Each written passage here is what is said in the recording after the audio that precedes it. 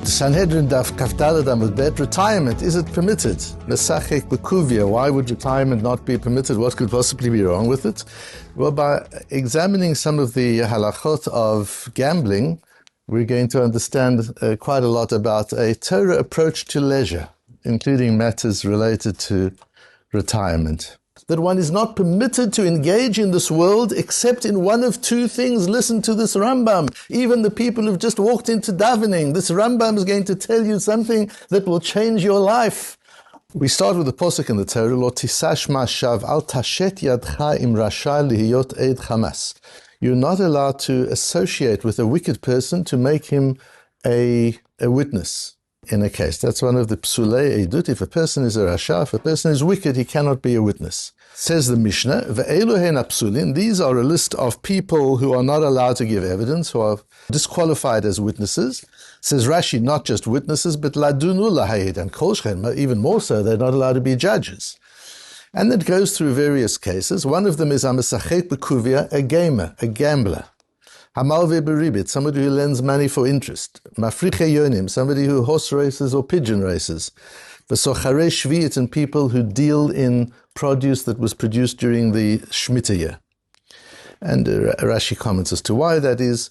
We're going to focus on the gamblers. Omer Rav Yehuda, Eimatai bizman she'en lahem umanut elahu. This applies when their whole profession is gambling. It's not they don't do it for leisure; they gamble as a profession. Aval yesh lahen umanut shelo ksherin. But if he has something to do other than this, he has some other trade, some other source of income, then ksherim, then he's a kosher witness. Ask the Gemara, Mesachek B'Kuvia ma kavid. What's so wrong with playing cards occasionally? What's so bad about that? Amar Rabbi Bar Chama mishum dahavi asmachta v'asmachta lo kanya. Rabbi Bar Chama says because this is an asmachta. Nobody gambles if they know they're going to lose. If the casino would have told you you have no chance of winning, you wouldn't gamble. One of the things you look at when you go to a casino is what are the odds. And if there's some casinos that pay higher odds than others, you go to the ones that pay higher odds. But if you had a casino that says 0 odds, you have no chance of winning. Nobody would be playing there. And therefore, you don't choose to lose the money. The money that you're giving over to the casino or to the person you're playing against is not money you're willingly giving them. Had you known that you would have lost, you wouldn't have given it to them. That's called an asmachta. Rav Sheshet amar kol ki agav nelav asmachta. No, says Rav Sheshet, this is not an asmachta. That's not the problem. There's another problem here, and there's a fortune of material, just svorim and svorim and svorim that are written about this piece of Gemara. Whether it is an asmachta, what is an asmachta, why isn't it an asmachta, and the next piece as well. Ela says, Rav Sheshet, the problem here is lefi she'en asukin b'yeshiva shelo. You're not building the world, you're doing nothing contributive, you're doing nothing constructive in the world. What is a gamer adding? Where is he adding value? What's the difference between the two views? The difference is if you have another profession. So if you are a professional, you're a doctor, you're a lawyer, you're a plumber, you're an electrician, you're doing things for people, and for leisure you go and you play and you gamble, that would be permitted. But if the problem is asmachta, that you're losing money unwillingly, then even if you do it just once in your life, it's a problem. That wouldn't be honest. Omar Rav Yehuda,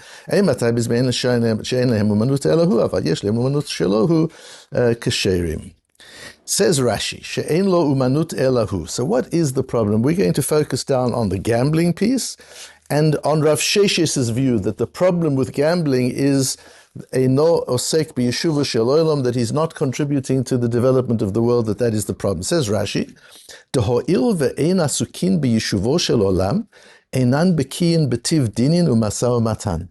Since they're not involved in business, they're not familiar with laws and trading. The idea of law and the idea of trading, they're not familiar with. And what does that do? This is an unbelievable Rashi.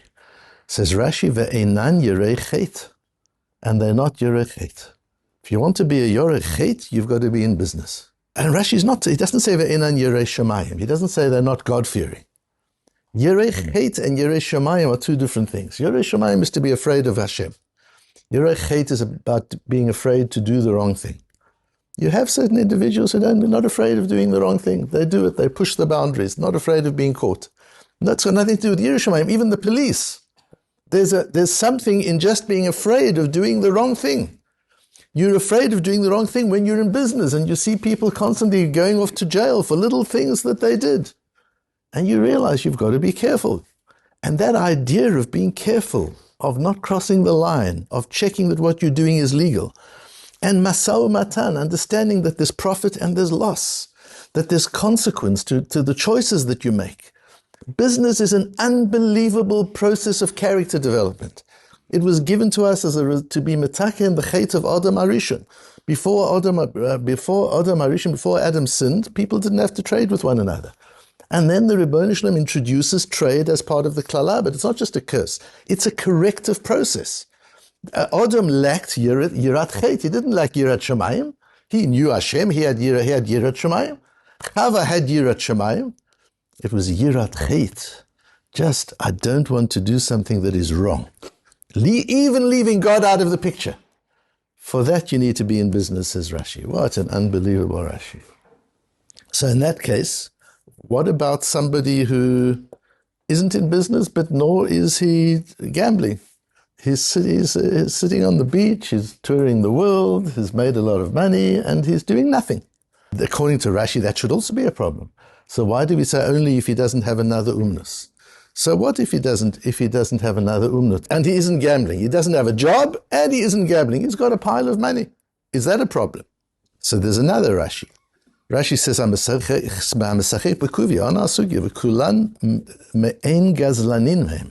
the problem is not just that you're not involved in commerce and therefore you lack fear of sin. It goes beyond that. There's an element of gezela. We'll see why. Where's the gezela? What are you doing? What is the gezela? Whereas if you're just sitting on the beach and you're not doing anything, you're not gambling and you're not working, there's no gezela. You're just wasting your time. You can't be an aid, you can't be a witness, and certainly not a judge. If you're a rasha, and if you're stealing, you're a rasha. So then if you have another job, why is that okay? If the problem is gezela, so initially Rashi seemed to be saying the problem is yirat chet. This person doesn't have a sense of wrongdoing. Okay, but now you're talking about somebody who has another umnut, so he has an understanding of wrongdoing. He's in business, he's got an enormous business. But he's also gambling, he's playing his gambling. Rashi says there's a problem of gezel.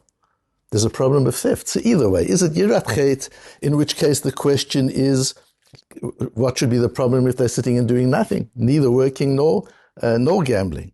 And if it's because of theft, then why does it help to have another profession? If you're stealing, it doesn't help to have another profession. The fact is, in this interaction with your fellow gamer, you took money from him that he didn't willingly part with.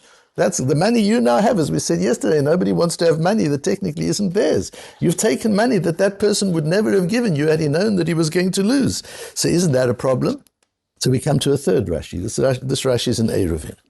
And Rashi says, Kivan de'ein makirin uvekiin betorach v'tzar b'nei adam. No, there's something else in business. When you're in business, you know how hard it is to earn a dime. You know what it is to work. You know what it is to take risks. You know what it is to lose money. And you realize, you empathize with your counterpart. They also, you understand what it is. But if you're not in business, einan chasin al chavrein milhavsidan mamon. You don't care about other people's money. And you'll easily cause them loss of money. You'll exploit them. You'll take advantage of them. You'll take money from them which they don't willingly part with, and that's gezela. So once again, it's the lack of education that results from not being involved in commerce that causes one to have less of an empathy for what hard work is and what a person's ownership of money is, and to respect that ownership of money. And in fact, the Rambam seems to go in that route too, because twice in Hilchos Eidus and in Hilchos Gezela V'Aveda, he says that the problem is Mishum Gezel. There's an element of theft. He's not going, as the Meforsh of the case of Mishnah talks about it, the Tumim, other people talk about, that the Rambam is not necessarily paskening here that we're going the Asmachta route. No, he's going the Yeshuvo Shel Olam route, but like Rashi is saying, when you're not involved in commerce, you get into the borderline area where you're taking money that doesn't truly belong to you. And the Rambam is more explicit in Halacha Yud in Perik Vov of Hilchos Gezela, where he says about people who gamble, Afal pi sheberatzon habaylim lakach. But the other person agrees, that's the deal. We're playing together, we're having a good time, I win sometimes, you win sometimes, we're okay with it. We're good with each other.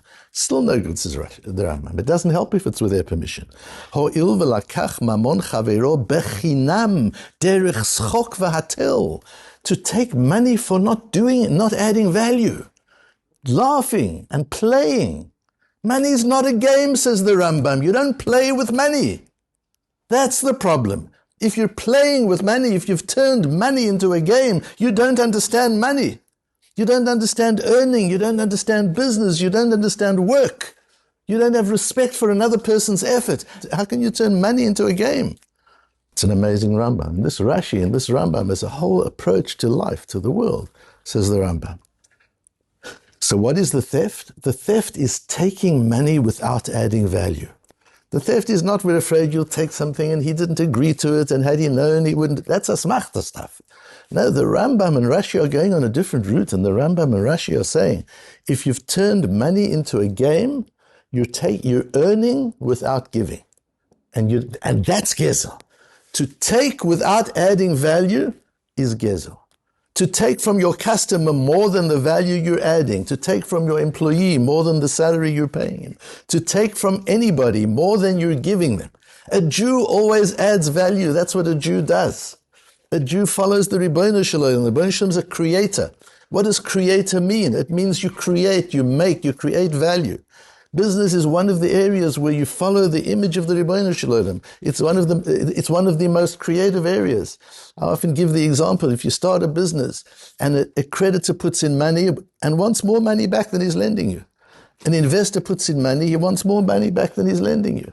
An employee works for you, but he wants to be paid more than the value of what he's working for you for. A customer buys your product, but he wants more value than he's giving you, than he's paying. So where does all this extra value come from? Everybody who gives you money wants more out of the pot. So that means the business is able to give out more than it took in. That's business. That's value creation. What greater example is there of being a shutuf in Maaseh Bereshis, of partnering Hashem in building the world? That's Yishuv Ha'olam. That's building the world. I'm creating more value than there was. My business took in $1 million and I'm giving out $1.1 million. And the next year another 100,000, and the next year, where's it all coming from? I only took in $1 million, and after 5 years I've put out $2 million. That's creating value. But if you make money into a game, says the Rambam, you're taking money without giving money, without adding value, and that is gezel. That's the problem.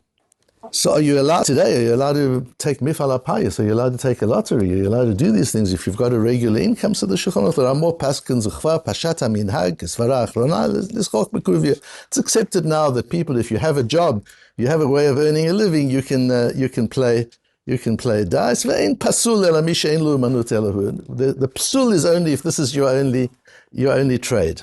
So what about doing nothing? There's a beautiful Rambam in the Perish HaMishnayos where the Rambam brings it all together.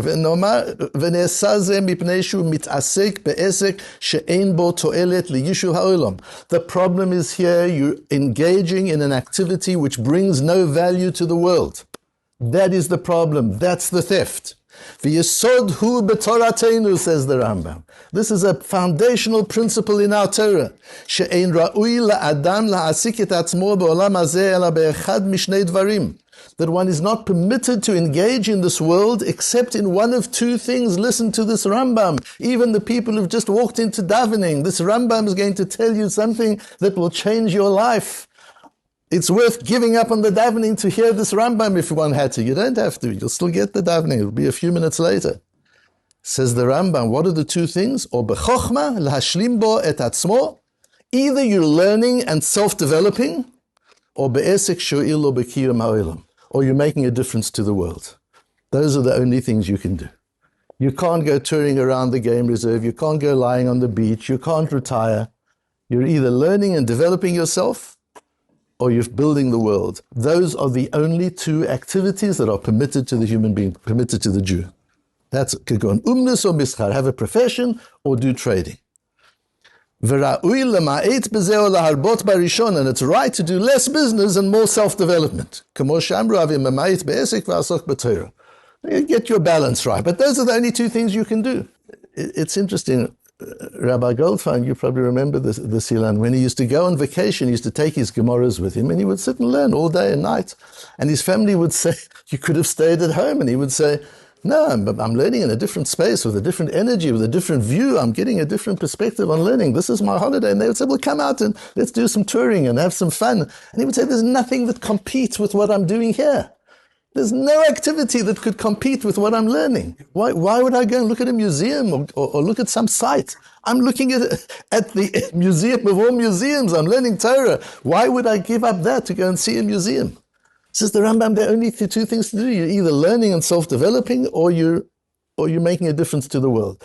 Of course, if one is practicing leisure in order to refresh oneself, in order to renew oneself, so that one can learn, so that one can make a bigger difference to the world, that's fine. But then that's got to be one's thinking. Hareini muchen and mezumen. Here, I'm taking a shower so as to refresh myself and be clean so that I can learn. I'm going to sleep so that I can be fresh in the morning. I'm taking a vacation so that I can re-energize myself. It's not stump turning off because I want to turn off. I want to chill. There's no chilling.